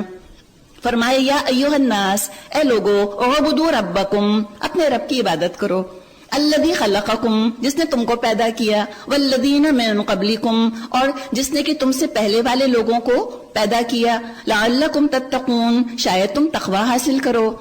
اینسسٹر ورشپ ایک بہت بڑا ریزن رہا ہے کہ لوگوں نے اللہ کی عبادت نہیں کی، آبا و اجداد کی پیروی کرنا، تو کہا کہ ان کا بھی کام یہ تھا کہ وہ اللہ کی پیروی کریں۔ ایک اور چیز جس نے کہ توحید سے انسانوں کو روکا، جس نے انسانوں کو شرک میں مبتلا کیا، وہ ہے نیچر ورشپ، مظاہر قدرت کی پرستش کرنا۔ اب اس کا ذکر فرمایا الذی جعل لکم الارض فراشا، وہی تو ہے جس نے زمین کا فرش تمہارے لیے بچھا دیا، اتنی خوبصورت گرین گرین گھاس، آنکھوں کو دیکھ کر ٹھنڈک ملے، براؤن براؤن مٹی، تاکہ جتنے پھول اگیں ان کے کلر خوب ویوڈ ہوں، خوب اچھے ہو جائیں۔ والسماء بناء، اور جس نے کہ آسمان کی چھت تمہارے اوپر تاندی، اتنے پیارے پیارے تارے اللہ نے اس کے اندر چمکا دیے۔ اور کس کے لیے چمکائے؟ کوئی گدھا تو نہیں گدھی سے کہتا کہ تمہاری آنکھیں تاروں جیسی ہیں، تمہارا چہرہ چاند جیسا ہے، یہ تو انسان کرتے ہیں اس طرح کی باتیں۔ ہمارے اندر ایستھیٹک سینس ہے، ہمارے لیے اللہ نے تتلیاں اڑا دی، اللہ نے پھول کھلا دیے، اللہ نے تارے چمکا دیے تاکہ تم خوش ہو جاؤ، تم رب کی رحمت کو پہچان لو. اس نے اتنی خوبصورت دنیا بنائی تمہاری خوشی کے لیے, تو کیا وہ شریعت تم کو ایسی دے گا جو تمہاری زندگی تنگ کر کے رکھ دے؟ نہیں, رحمان ہے نا اور رحیم ہے. آسمان کو دیکھو کتنے خوبصورت بادل اس نے اس کے اوپر چلا دیے, نیلا آسمان تمہارے اوپر تان دیا. اگر ریڈ رنگ کا تان دیتا تم کو وحشت ہو جاتی. وَأَنزَلَ مِنَ السَّمَاءِ مَاءً, اور آسمان سے اس نے پانی برسایا. ہم کراچی والے تو ابھی منتظر ہی ہیں, دعا کریں اللہ پانی برسائے. اور ہم کراچی والوں سے کوئی بارش کی قدر پوچھے, کبھی ایسا نہیں ہوتا کہ بارش برس رہی ہو اور ہم کہیں بارش ہو رہی ہے. ہم اتنے کھل کھلا کر کہتے ہیں بارش ہو رہی ہے, جو سوندھی سوندھی خوشبو مٹی سے اٹھتی ہے, کتنا اس کا ایک لطف ہوتا ہے. فَأَخْرَجَ بِهِ مِنَ الثَّمَرَاتِ رِزْقًا لَكُمْ, اور اس نے دیکھو تمہارے لیے اس مٹی سے اور اس بارش کے ذریعے طرح طرح کا کھانا اگا دیا. اب تم کیا کرو؟ فَلَا تَجْعَلُوا لِلَّهِ أَنْدَادًا, دیکھو اللہ کا مد مقابل تو مت بناؤ. وَأَنْتُمْ تَعْلَمُونَ, اور تم جانتے ہو. اب ایک چیلنج آ رہا ہے, اللہ کے فعل کا ذکر کیا. اللہ جیسا کام کوئی نہیں کر سکتا اور اللہ جیسا کلام بھی کوئی نازل نہیں کر سکتا. فرمایا وَإِن كُنتُمْ فِي رَيْبٍ مِّمَّا نَزَّلْنَا عَلَىٰ عَبْدِنَا, اگر تمہیں اس بات میں شک ہے کہ یہ کتاب جو ہم نے اپنے بندے پر اتاری ہے یہ ہماری ہے یا نہیں, تو اس کی مانند ایک ہی صورت بنا لو. یعنی اگر تم کو ڈاؤٹ ہے, تم اسکیپٹک ہو, اگر تم سمجھتے ہو کہ یہ تو میڈیول ایجز کی کتاب ہے, اس نو لانگر پریکٹیکل, آج کے ماڈرن دور کے ساتھ, یہ ماڈرنٹی کے ساتھ, سائنس کی ترقی کے ساتھ قرآن جو ہے وہ چل نہیں سکتا, اسلام کی شریعت جو ہے وہ چل نہیں سکتی, کمپیٹیبل نہیں ہے, تو تم اپنی دنیا کی حالت دیکھو.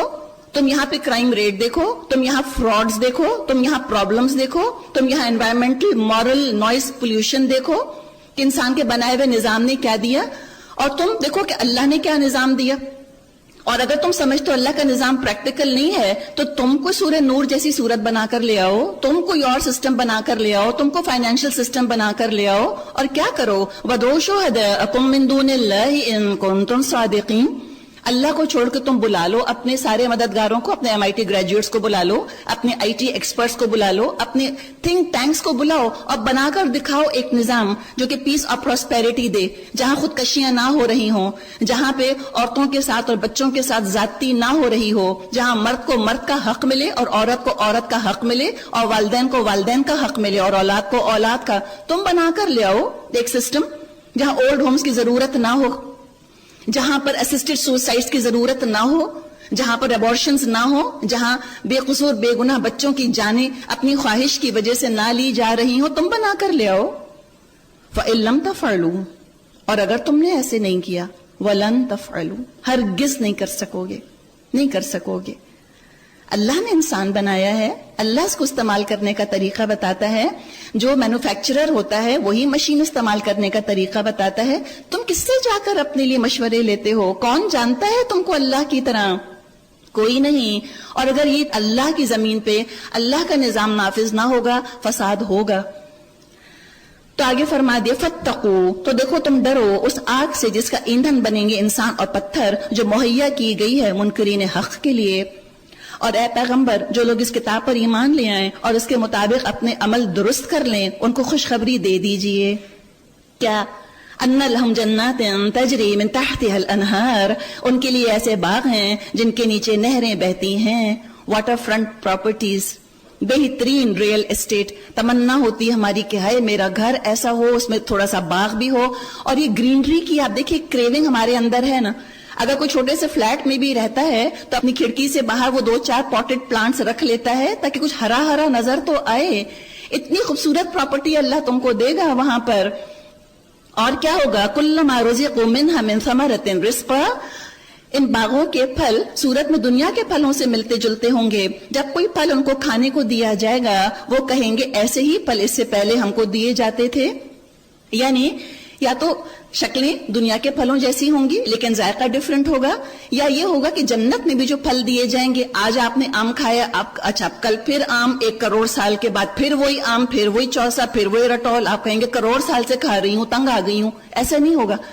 شکل تو عام ہی جیسی ہوگی, لیکن ہو سکتا ہے ہر دفعہ اللہ تعالیٰ جنت میں اس پھل کا مزہ چینج کر دے. ہمیں ویرائٹی چاہیے نا. اور کیا ہوگا؟ وَلَهُمْ فِيهَا أَزْوَاجٌ مُطَهَّرَةٌ, اور وہاں پاکیزہ جوڑے ہوں گے. اور کیا ہے؟ یہ ہے اچیومنٹ, یہ ہے فلاح. وَهُمْ فِيهَا خَالِدُونَ, اور وہ اس میں ہمیشہ ہمیشہ رہیں گے, اٹرنل. ہاں اللہ اس بات سے ہرگز نہیں شرماتا کہ مچھر یا اس سے بھی حقیرتر کسی چیز کی مثال بیان کرے. جو لوگ حق بات کو قبول کرنے والے ہیں وہ انہی تمثیلوں کو دیکھ کر جان لیتے ہیں کہ یہ حق ہے اور ان کے رب ہی کی طرف سے آیا ہے, اور جو ماننے والے نہیں ہیں ان کو سن کر کہنے لگتے ہیں ان تمثیلوں سے اللہ کو کیا واسطہ, ماذا اراد اللہ بہذا مثلا. الفاظ پرابلمیٹک نہیں ہے, ایکسپریشن پرابلمیٹک ہے, ایٹیٹیوڈ پرابلمیٹک ہے, ڈسڈین ہے اس کے اندر, ایروگنس ہے. نعوذ باللہ اللہ کو گھٹیا سمجھا کہ اللہ نے ایسی مثال کیوں بیان کی. او مائی گاڈ واٹ از دس, یہ کیا کہ اللہ تعالیٰ کہہ رہا ہے. امبیرسمنٹ. اب جس کو قرآن کے احکامات یا قرآن کی بات پر امبیرسمنٹ ہوتا ہے کتنا بیچارہ محروم اور بدقسمت ہے, اس لیے کہ وہ لوگوں کی نظر سے جج کر رہا ہوتا ہے کہ او مائی گاڈ اب اگر نان مسلم سنیں گے تو وہ کیا کہیں گے, اللہ کو کیا ضرورت تھی یہ کہنے کی قرآن میں I am feeling so embarrassed. ہمیں یہ نہیں سوچنا میرے رب کا کلام ہے اور اللہ حکیم ہے, حکیم کے ہر بات میں حکمت ہوتی ہے. یہ تو لوگوں کا پرابلم ہے کہ وہ سمجھ نہیں پا رہے. کوئی آئنسٹائن کی تھیوری بیان کرے کبھی نہیں شرمائے گا. جو آئنسٹائن کی تھیوری نہیں سمجھ رہا اٹس دیئر پرابلم, ان کی انٹیلیکٹ کا ایشو ہے, آئنسٹائن کا پرابلم نہیں ہے. اگر کسی کو بات سمجھ نہیں آ رہی, پریکٹیکل نہیں لگ رہی, اچھی نہیں لگ رہی تو اٹس دیئر پرابلم. قرآن کا ایشو تھوڑی ہے. ہمیں نہیں کبھی امبیرس ہونا کہ اوفو ماذا اراد اللہ بہذا مثلا, اللہ نے یہ کیوں سورہ نساء میں لکھا, اللہ نے عورت کی گواہی کے بارے میں یہ کیوں کہہ دیا. Why should we be embarrassed? الحمدللہ اللہ کی مخلوق, اللہ کی بنائی ہوئی کائنات, اللہ کی مرضی, اور اللہ نے کہا ہے تو بہترین ہی کہا ہوگا. تو جو اللہ پر بھروسہ کرتے ہیں وہ گمراہ نہیں ہوتے, اور جو اللہ پر بھروسہ نہیں کرتے اللہ کے بارے میں, اللہ کے علم, اللہ کی نیت, اللہ کی انٹینشن, اللہ کی محبت اور خلوص میں جن کو شک ہوتا ہے, اللہ کے علم پر جن کو شک ہوتا ہے وہ بھٹک جاتے ہیں قرآن پڑھنے کے باوجود. فرمایا یضل بہ کثیرا. اسی طرح اللہ ایک ہی بات سے بہتوں کو گمراہی میں مبتلا کر دیتا ہے اور بہتوں کو راہ راست دکھا دیتا ہے, اور گمراہی میں انہی کو مبتلا کرتا ہے جو فاسق ہیں. فاسق کون ہیں؟ اللہ کے عہد کو مضبوط باندھ لینے کے بعد توڑ دیتے ہیں, اللہ نے جسے جوڑنے کا حکم دیا ہے اس کو کاٹتے ہیں اور زمین میں فساد برپا کرتے ہیں. حقیقت میں یہی لوگ نقصان اٹھانے والے ہیں. تو دو چیزوں کا ذکر کیا گیا, اللہ کے حقوق بھی ادا نہیں کرتے اور مخلوق کے حقوق, نہ خالق کا حق دیا نہ مخلوق کا حق دیا, تو فساد ہی فساد ہوگا دنیا میں. اب ایک سوال پوچھا, اس میں بڑی حیرت ہے, اس میں تعجب بھی ہے. کیف تکفرون باللہ, کیسے تم کفر کرتے ہو اللہ کا.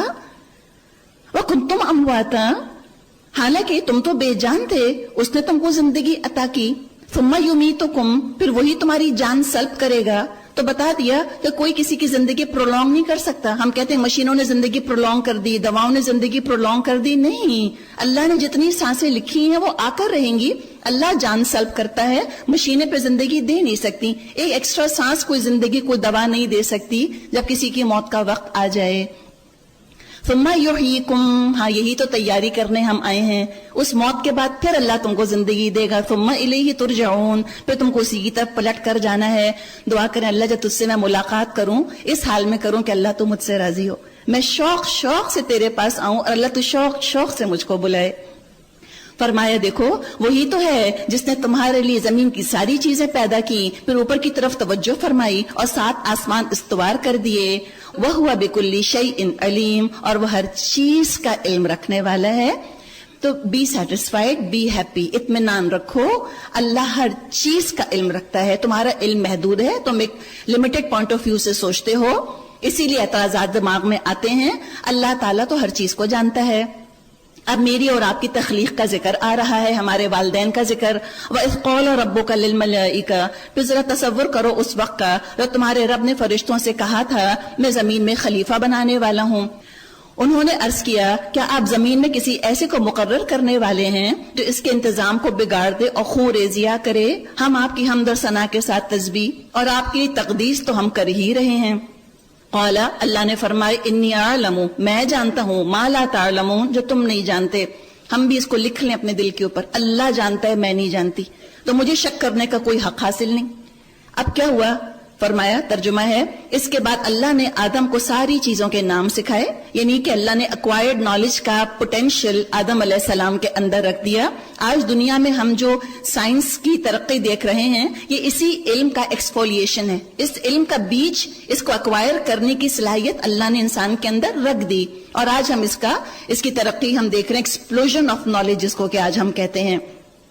وَعَلَّمَ آدَمَ الْأَسْمَاءَ كُلَّهَا، اس کے بعد اللہ نے آدم علیہ السلام کو ساری چیزوں کے نام سکھائے، پھر ان کو فرشتوں کے آگے پیش کیا اور فرمایا، اگر تمہارا خیال صحیح ہے کسی خلیفہ کے تقرر سے انتظام بگڑ جائے گا تو ذرا ان چیزوں کے نام تو بتاؤ۔ انہوں نے عرض کیا، سبحانکا، پاک تو آپ ہی کی ذات ہے، ہم تو بس اتنا ہی علم رکھتے ہیں جتنا آپ نے ہم کو دے دیا، حقیقت میں سب کو جاننے اور سمجھنے والا آپ کے سوا کوئی نہیں۔ پھر اللہ نے آدم علیہ السلام سے کہا، تم انہیں ان چیزوں کے نام بتاؤ۔ آدم علیہ السلام نے پوچھا، کیوں؟ آپ بتا دیں خود۔ نہیں، دیکھا آپ نے، یہ عبادت ہے، اللہ کو ایک مانا اور اللہ کی اطاعت انگرینڈ ہے میرے اور آپ کے اندر۔ ہم انسٹنکٹیولی اللہ کی بات ماننا چاہتے ہیں، اللہ یہ کہ ماحول نے ہماری فطرت کو پروورٹ کر دیا ہو، ہماری ہارڈ ڈرائیو کو خراب کر دیا ہو۔ That is something different. Instinctively ہم چاہتے ہیں اللہ جو کہے وہ ہم کریں گے، تو ہماری جینس کے اندر ہے۔ جو پروٹوٹائپ انسان ہے آدم علیہ السلام، پہلا انسان، انسٹنکٹیولی انہوں نے بات مانی۔ تو کیا ہوا؟ جب اس نے ان کو ان سب چیزوں کے نام بتا دیے تو اللہ نے فرمایا، میں نے تم سے کہا نہ تھا میں آسمانوں اور زمین کی وہ ساری حقیقتیں جانتا ہوں جو تم سے چھپی ہوئی ہیں، جو کچھ تم ظاہر کرتے ہو وہ بھی مجھ کو معلوم ہے، اور جو کچھ تم چھپاتے ہو اس کو بھی میں جانتا ہوں۔ پھر جب ہم نے فرشتوں کو حکم دیا آدم کے آگے جھک جاؤ، سب جھک گئے، مگر ابلیس نے انکار کر دیا اور اپنی بڑائی کے گھمنڈ میں پڑ گیا، وَكَانَ مِنَ الْكَافِرِينَ، اور نافرمانوں میں، کافروں میں شامل ہو گیا۔ دیکھا آپ نے، اللہ کو مان کر اللہ کی اطاعت نہیں کر سکا۔ کافر یہی ہوتا ہے، اللہ کو مانتا ہے، اللہ کی بات نہیں مانتا۔ تو ہمارا پرسپیکٹو درست ہو جانا چاہیے۔ کافر صرف وہ نہیں ہوتا جو اللہ کے وجود کا انکار کرے، کافر وہ بھی ہوتا ہے جو اللہ کو مانے اور اللہ کی بات نہ مانے، ابلیس کی طرح۔ وَقُلْنَا، اور ہم نے آدم علیہ السلام سے کہا، تم اور تمہاری بیوی دونوں جنت میں رہو، یہاں بفراغت جو چاہو کھاؤ، مگر اس درخت کا رخ نہ کرنا ورنہ ظالموں میں شمار ہو جاؤ گے۔ آخرکار شیطان نے ان دونوں کو اس درخت کی ترغیب دے کر ہمارے حکم کی پیروی سے ہٹا دیا۔ قرآن میں لفظ آیا ہے فَأَزَلَّهُمَا الشَّيْطَانُ، یہ تھوڑی کہا ہوگا کہ جاؤ جاؤ جا کے وہ حرام کھاؤ۔ اللہ نے جس چیز سے روک دیا وہ حرام ہو گئی نا، تو یہ تھوڑی کہا کہ جاؤ حرام کھاؤ، جاؤ گناہ کماؤ، جاؤ جہنم کا سامان کرو اپنے لیے۔ اتنا بے وقوف تھوڑی ہے شیطان، اس کے آئی کیو کو انڈر ایسٹیمیٹ مت کیجیے گا۔ کیا کہا ہوگا؟ درخت کو دیکھ تو لو، دیکھا ہوگا، کہا کتنا اچھا شیڈ ہے نا، ذرا سا پاس جا کر تو دیکھو دور سے کیا نظر آئے گا، پاس بھیج دیا ہوگا۔ پھر کہا کہ ذرا لیٹ جاؤ نا اس کے شیڈ میں دونوں جا کر، اتنا مزہ آئے گا تم کو، ایسے لے گیا ہوگا۔ اسی لیے اللہ نے ہم سے کہا ہے تلک حدود اللہ، دیکھو یہ اللہ کی حدیں ہیں، فلا تقربوها، قریب بھی مت جانا ورنہ ٹیمپٹ ہو جاؤ گے۔ اس لیے گناہ بہرحال ہے بہت ٹیمپٹنگ، ہے بڑا مزے کا، ہے بڑا لذیذ، اور نفس جو ہے وہ چاہتا ہے، کھچتا ہے اس کی طرف۔ تو ڈونٹ ٹیمپٹ یور سیلف، اپنے نفس کے ساتھ کشتیاں مت لڑتے رہو، ٹیمپٹیشن کی جگہ بھی مت جاؤ۔ تو اس نے ٹیمپٹ کر کے لے گیا، تو کیا ہوا؟ فَأَخْرَجَهُمَا مِمَّا كَانَا فِيهِ، اور ترغیب دے کر ہمارے حکم کی پیروی سے ہٹا دیا اور انہیں اس حالت سے نکلوا کر چھوڑا جس میں کہ وہ تھے۔ ہم نے حکم دیا اب تم سب یہاں سے اتر جاؤ، تم ایک دوسرے کے دشمن ہو، تمہیں ایک خاص وقت تک زمین میں ٹھہرنا اور وہیں گزر بسر کرنا ہے۔ اس وقت آدم علیہ السلام نے اپنے رب سے چند کلمات سیکھ کر توبہ کی۔ پہلے انسان نے جو پہلی عبادت کی وہ کیا؟ استغفار۔ پہلی عبادت ابھی سورہ فاتحہ میں آپ نے دیکھی نا، دعا۔ آدم علیہ السلام نے پہلی جو دعا کی، بخشش، معافی۔ ہر نعمت بغیر مانگے مل سکتی ہے، بخشش تو مانگنی ہوتی ہے، مانگنے والوں کو مل جاتی ہے۔ تو کیا ہوا؟ فتاب علیہ، تو اللہ نے ان کی توبہ قبول فرما لی۔ انہ هو التواب الرحیم، وہ تو بہت معاف فرمانے والا اور رحم فرمانے والا ہے، یہ ہے میرا رب۔ شکر ہے اللہ کا کہ اللہ اتنا مہربان ہے، ورنہ پتہ نہیں ہمارا کیا ہوتا۔ قُلْ اهْبِطُوا مِنْهَا جَمِيعًا، ہم نے کہا تم سب یہاں سے اتر جاؤ، پھر جو میری طرف سے کوئی ہدایت تمہارے پاس پہنچے تو جو لوگ میری اس ہدایت کی پیروی کریں گے ان کے لیے کسی خوف اور رنج کا موقع نہ ہوگا۔ والذین کفروا وکذبوا بآیاتنا، اور جنہوں نے اس کو قبول کرنے سے انکار کیا اور ہماری آیات کو جو جھٹلائیں گے وہ آگ میں جانے والے لوگ ہیں جہاں وہ ہمیشہ رہیں گے۔ دیکھیں ایک پرسپیکٹو یہاں کلیئر کر لیجئے، اللہ کی طرف سے جو آئے گی ہدایت، جس کو کہ ریویلڈ نالج کہا جاتا ہے، علم الوحی، اس کے بارے میں کیا فرمایا؟ خوف نہیں ہوگا، حزن نہیں ہوگا، انٹرنل پیس کی بات کی جا رہی ہے۔ یہ نہیں کہا کہ جو میری وحی پر چلیں گے وہ سب سے امیر اور سب سے خوبصورت ہو جائیں گے اور سارے امتحان بھی پاس کر لیں گے اور ڈگریاں بھی ان کو مل جائیں گی، یہ نہیں کہا۔ بلکہ دیکھیے جس وجہ سے ہم امتحان پاس کرنا چاہ رہے ہوتے ہیں، زیادہ کمانا چاہ رہے ہوتے ہیں، زیادہ حسین ہونا چاہ رہے ہوتے ہیں، جوانی کو ہم قابو میں لانا چاہ رہے ہوتے ہیں تاکہ ہم خوش رہیں، اور آج دنیا نے بتا دی کہ یہ چیزیں خوشیاں نہیں دے رہی، جن کے پاس ہیں وہ خوش تو نہیں ہیں، یہ چیزیں تو ہیں۔ تو اللہ تعالیٰ جو ہے وہ اسٹینڈرڈ آف لیونگ کی بات نہیں کر رہا، کوالٹی آف لائف۔ تم اللہ کی ہدایت پر چلو گے، تمہاری کوالٹی آف لائف بہت اچھی ہو جائے گی۔ خوشی کا دار و مدار اس گلاس کی خوبصورتی پر نہیں ہے، اس ٹشو کے ڈبے کی خوبصورتی پر میری خوشی کا دار و مدار نہیں ہے۔ میری خوشی کا سارا سرچشمہ میرے اندر ہے، میرے اندر۔ اور جب میرا اپنا دل میرے رب سے جڑا ہوا ہوگا تو وہاں سے خوشی آئے گی، وہاں سے امن آئے گا، خوف نہیں ہوگا، غم نہیں ہوگا۔ الحمدللہ، اور کیا چاہیے؟ اسی لیے تو دنیا جمع کرتے ہیں۔ تو کھارے پانی کا کوئی پورا سمندر پی جائے اس کی پیاس نہیں بجھے گی، میٹھے پانی کا ایک گھونٹ پیاس بجھا دے گا۔ تم اللہ سے جڑ کے تو دیکھو، تم دیکھو تمہارے اندر کیا خوشی کا ایک سمندر ہے جو ابلے گا، کتنی تم کو خوشی ہوگی، تم بات بے بات مسکراؤ گے۔ آپ صلی اللہ علیہ وسلم کے پاس کون سی دنیاوی نعمتیں تھیں اور سب سے زیادہ مسکرانے والا کون تھا؟ آپ صلی اللہ علیہ وسلم۔ اور نعوذ باللہ کوئی فیک سمائل نہیں ہوتی تھی آپ کی، جینوئن سمائل اندر سے ابھرتی تھی، اس لیے کہ آپ مطمئن تھے، نہ خوف تھا نہ غم۔ الحمدللہ۔ ابھی قوم کا ذکر آ رہا ہے جس نے اللہ کی نعمت ہدایت کی قدر نہیں کری، جو دنیا کے پیچھے لگی رہی اور جس نے کہ وحی کی قدر نہ کری۔ ذکر آ رہا ہے بنی اسرائیل کا، فرمایا اے بنی اسرائیل ذرا خیال کرو میری اس نعمت کا جو میں نے تم کو عطا کی تھی، میرے ساتھ جو عہد تم نے کیا تھا اس کو تم پورا کرو، اور جو میرا عہد تمہارے ساتھ تھا اس کو میں پورا کروں گا۔ وَإِيَّايَ فَارْهَبُونَ، اور مجھ ہی سے تم ڈرتے رہو، اللہ سے ڈرو۔ جو اللہ سے ڈرتا ہے وہ فرما برداری کرتا ہے، اور اللہ کا ڈر جس دل میں ہوتا ہے خوش قسمت، اس لیے کہ فیئر بڑا زبردست موٹیویٹنگ فیکٹر ہے، ڈر ہونا چاہیے۔ اللہ سے دعا کر لیتے ہیں ابھی کہ اللہ میرے دل کو اپنے خوف سے بے خوف نہ کر، اور جو اللہ سے نہیں ڈرتے وہ سب سے ڈرتے ہیں۔ اور دنیا کا ڈر اللہ کی اطاعت کا شوق چھین لیتا ہے انسان کے دل سے، دل نہیں چاہتا اطاعت کرنے کا، انسان لوپ ہولز ڈھونڈتا ہے۔ بنی اسرائیل کا یہی معاملہ ہوگا، سب سے ڈرے سوائے اللہ کے۔ اور اللہ فرماتا ہے، ترجمہ ہے، اور میں نے جو کتاب بھیجی ہے اس پر ایمان لاؤ، یہ اس کتاب کی تائید میں ہے جو تمہارے پاس پہلے سے موجود تھی، یعنی تورات، لہٰذا سب سے پہلے تم ہی اس کے منکر مت بن جاؤ، تھوڑی قیمت پر میری آیات کو مت بیچ ڈالو، اور میرے غضب سے بچو، باطل کا رنگ چڑھا کر حق کو مشتبہ مت بناؤ، اور نہ جانتے بوجھتے حق کو چھپانے کی کوشش کرو، یعنی ہاف ٹروتس نہیں بولنا، آؤٹ آف کانٹیکسٹ کوٹ مت کرنا چیزوں کو۔ آج کا حال دیکھ کر، پریزنٹ سرکمسٹانسز دیکھ کر، جس ملک میں تم رہ رہے ہو اس ملک کے لوگوں کا مائنڈ سیٹ دیکھ کر تم قرآن کے اندر گڑبڑیں مت کرنا ان کو راضی کرنے کے لیے، ان کے پوائنٹ آف ویو سے اپنے رب کے کلام کو تم مت دیکھنا، ورنہ گڑبڑ کرو گے، ورنہ تم ہاف ٹروتھ کرو گے، تم ڈکشنری کھول کھول کے مطلب دیکھو گے، رسول کا بتایا ہوا مطلب تم ایک طرف رکھ دو گے اٹھا کر۔ ڈونٹ ڈو دیٹ وانتم تعلمون۔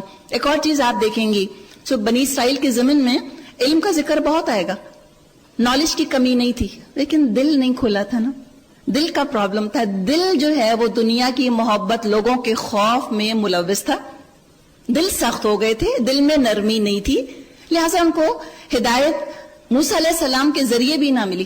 تو کہا کہ تم جانتے ہو، تو پتا چلا کہ خالی علم پر ہدایت کا دار و مدار نہیں ہے، یہ تو دل کا معاملہ ہے۔ کسی شاعر نے کہا ہے نا کہ مجھے ڈر ہے اے دل زندہ کہیں تو نہ مر جائے، کہ زندگانی عبارت ہے تیرے جینے سے، یہ دل کی زندگی ہے۔ اللہ کے بارے میں ہے نا کہ تو دل میں تو آتا ہے سمجھ میں نہیں آتا، بس میں جان گیا تیری پہچان یہی ہے۔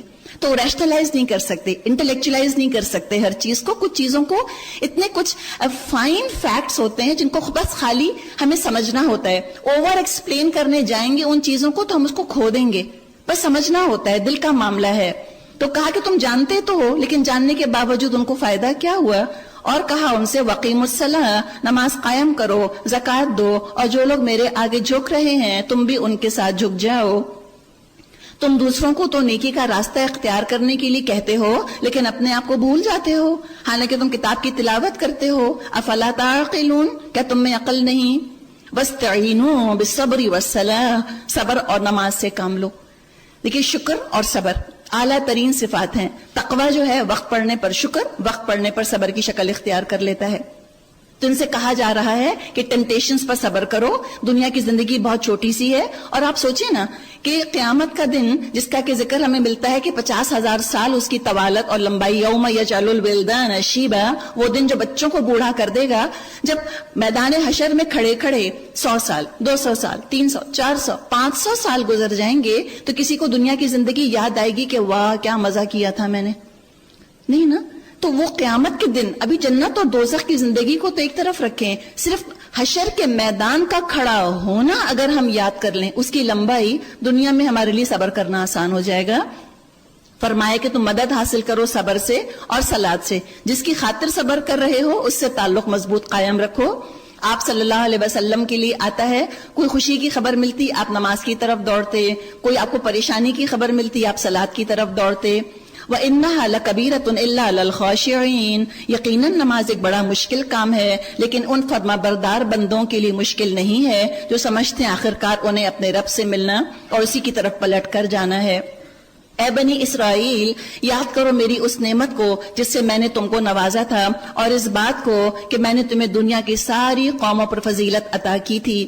حقیقت ہے بنی اسرائیل یہ یعقوب علیہ السلام کی اولاد ہی کی نسل ہے، ان کے اندر انبیاء کی جینز ہیں، یہ ڈیفینیٹلی بہت انٹیلیجنٹ لوگ ہیں، ان کے اندر ایڈمنسٹریٹو کوالٹیز بہت ہیں، خوبیاں بہت ہیں۔ تو بہت پیار سے یہاں یہودیوں کو انوائٹ کیا جا رہا ہے۔ انویٹیشن کا انداز تو یہی ہوتا ہے نا۔ اور انوائٹ کرنے کے بعد آگے ہم دیکھیں گے کہ کچھ اللہ تعالیٰ اپنی نعمتیں گنوا رہا ہے کہ اللہ نے دیکھو کیا کیا نعمتیں تم پر نازل فرمائیں، اور ان کی کچھ نافرمانیاں بھی اللہ بتا رہا ہے۔ نعوذ باللہ، اس کا مطلب کسی کو ڈیگریڈ کرنا نہیں ہے۔ تھوڑا سا ہسٹوریکل بیک گراؤنڈ ضروری ہے یہاں پر۔ دراصل یہودی علماء جو تھے آپ صلی اللہ علیہ وسلم کے زمانے کے، ان کا ایک بڑا ہی ہولیا دنداؤ ایٹیٹیوڈ تھا، سیلف رائچس ایٹیٹیوڈ تھا کہ ہم تو غلطی کر ہی نہیں سکتے، اور امپریشن یہ ڈالا ہوا تھا مشرکین عرب پر انہوں نے کہ ہم نہایت نیک پارسا خدا خوفی رکھنے والے ہیں، نہ صرف ہم بلکہ ہمارے آباء و اجداد سب بہت نیک، بڑے اچھے، بڑے چہیتے تھے اللہ کے، تاکہ لوگ آ کے ان کو نذرانے دیں اور ان کی جو ہے وہ دنیا چلتی رہے۔ تو یہاں دراصل ان کا یہ پول کھولا جا رہا ہے، ان کے سیلف رائچس ایٹیٹیوڈ، اس ہولیا دنداؤ ایٹیٹیوڈ کا پول کھولا جا رہا ہے کہ جی نہیں، تمہارے آباء و اجداد اتنے اچھے نہیں تھے جتنا کہ تم نے لوگوں پر امپریشن ڈالا ہوا ہے۔ تو حقیقت دکھائی جا رہی ہے، اور جو غلطیاں انہوں نے کی ہمارے لیے سبق ہیں، ہم مسلمانوں کے لیے، ہم اپنی کہانی سمجھ کر پڑھیں۔ ہمیں آئینہ دکھایا جا رہا ہے کہ تم وہ غلطیاں مت کرنا ہے مسلمانوں۔ اب یہاں پر فرمایا آگے کہ اے بنی اسرائیل، اذکروا نعمتی التی انعمت علیکم، یاد کرو میری اس نعمت کو جس سے میں نے تم کو نوازا تھا، اور اس بات کو کہ میں نے تمہیں دنیا کی ساری قوموں پر فضیلت عطا کی تھی، اور ڈرو اس دن سے جب کوئی کسی کے ذرا کام نہ آئے گا، نہ کسی کی طرف سے سفارش قبول ہوگی، نہ کسی کو فدیہ لے کر چھوڑا جائے گا، اور نہ مجرم کو کہیں سے مدد مل سکے گی۔ یہ یوم الدین کا صحیح ڈیفینیشن ہے۔ اب نعمتوں کا ذکر ہے، ترجمہ ہے یاد کرو وہ وقت جب ہم نے تم کو فرعونیوں کی غلامی سے نجات بخشی، انہوں نے تمہیں سخت عذاب میں مبتلا کر رکھا تھا، تمہارے لڑکوں کو ذبح کرتے تھے، اور کیا وَيَسْتَحْيُونَ نِسَاءَكُمْ، اور تمہاری لڑکیوں کو زندہ رہنے دیتے تھے۔ تو بنی اسرائیل تو زندہ رہے، اللہ چاہتا تو جیسے ان کے لڑکے ذبح ہو گئے تھے، اللہ چاہتا تو فرعون سارے بنی اسرائیل کو ذبح کر دیتا، جینوسائیڈ ہو جاتی، کتنی قومیں ایکسٹنکٹ ہو گئی۔ تو تم کو آزمائش یاد ہے لیکن نعمت بھی یاد رکھو کہ تم سروائیو کر گئے اتنا بڑا حادثہ۔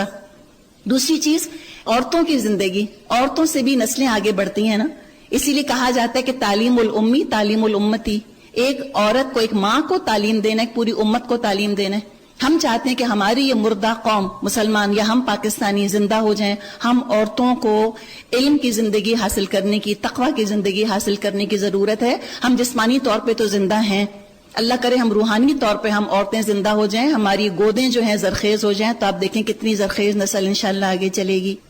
فرمایا وَفِي ذَلِكُمْ بَلَاءٌ مِّن رَبِّكُمْ عَظِيمٌ، اس حالت میں تمہارے رب کی طرف سے تمہاری بڑی آزمائش تھی۔ یاد کرو وہ وقت جب ہم نے سمندر پھاڑ کر تمہارے لیے راستہ بنایا، پھر اس میں سے تمہیں بخیریت گزروا دیا اور وہیں تمہاری آنکھوں کے سامنے فرعونیوں کو غرق کر دیا۔ یاد کرو جب ہم نے موسیٰ علیہ السلام کو 40 شبانہ روز کی قرارداد پر بلایا، اس کے پیچھے تم بچھڑے کو اپنا معبود بنا بیٹھے، اس وقت تم نے بڑی زیادتی کی تھی، اس پر بھی ہم نے تم کو معاف کر دیا، شاید اب تم شکر گزار بنو، الحمدللہ کہو۔ وَإِذْ آتَيْنَا مُوسَى الْكِتَابَ وَالْفُرْقَانَ لَعَلَّكُمْ تَهْتَدُونَ، یاد کرو ٹھیک اس وقت جب تم یہ ظلم کر رہے تھے، ہم نے موسیٰ علیہ السلام کو کتاب اور فرقان عطا کی تاکہ تم اس کے ذریعے سے سیدھا راستہ پا سکو۔ یاد کرو جب موسیٰ علیہ السلام یہ نعمت لیے ہوئے پلٹے تو انہوں نے اپنی قوم سے کہا، لوگو تم نے بچھڑے کو معبود بنا کر اپنے اوپر سخت ظلم کیا ہے، لہٰذا تم لوگ اپنے خالق کے حضور توبہ کرو اور اپنی جانوں کو ہلاک کرو، اسی میں تمہارے خالق کے نزدیک تمہاری بہتری ہے۔ اس وقت تمہارے خالق نے تمہاری توبہ قبول کر لی اور وہ بڑا معاف کرنے والا اور رحم فرمانے والا ہے۔ اب نعمتوں کا ذکر، نجات کا ذکر، اور اب ایک مائنڈ سیٹ بتایا جا رہا ہے جس مائنڈ سیٹ کو انشاءاللہ مجھے اور آپ کو اوائڈ کرنا ہے۔ وہ مائنڈ سیٹ کیا ہے؟